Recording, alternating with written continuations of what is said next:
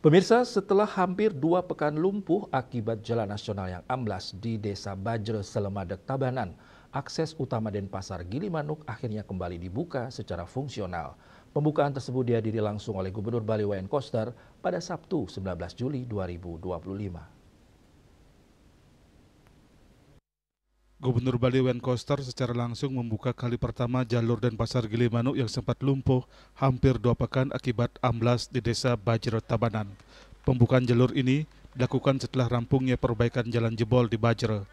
Koster yang didampingi sejumlah pejabat termasuk dari Balai Jalan Nasional mengaku sangat berterima kasih karena perbaikan jalan berlangsung cepat.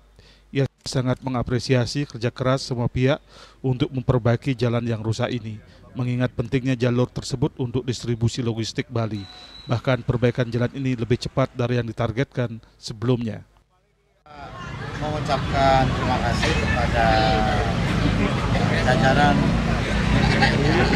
dalam hal ini Balai Jalan di Provinsi Bali yang telah dengan cepat mengerjakan kerusakan jalan yang pada tanggal 7 Juli yang lalu. Semula direncanakan bisa dikerjakan dalam waktu 1 bulan. Kemudian saya minta dipercepat.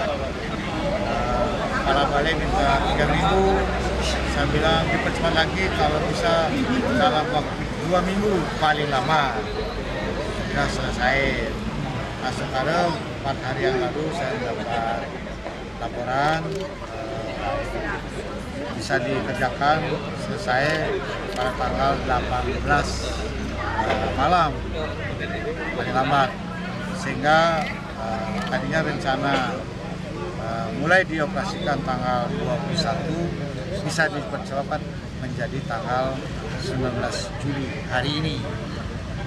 Karena saudara semuanya berjalan baik dan saya bertanya kepada Kepala Balai memastikan bahwa yang dikerjakan itu sesuai standar dengan kualitas yang bagus, karena ini jalan nasional dengan beban yang berat karena lalu lintas ke sini adalah kendaraan-kendaraan besar mengangkut logistik dengan berat beban yang cukup besar, jadi kualitasnya harus bagus.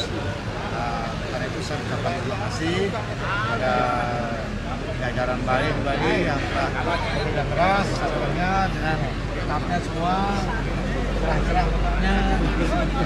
Saya senang sekali bisa dikerjakan dengan lancar dan kepada masyarakat yang mengalami gangguan pada saat sedang pengerjaan jalan ini selama 12 hari sehingga harus dialihkan ke jalur alternatif sampai Buleleng, memperpanjang lalu lintas dan juga medan yang mudah. Sekarang sudah bisa kembali ke jalur yang biasa, Gilimanuk, Denpasar. Ia juga mengucapkan terima kasih kepada masyarakat atas kesabarannya selama 12 hari masa perbaikan jalan ini.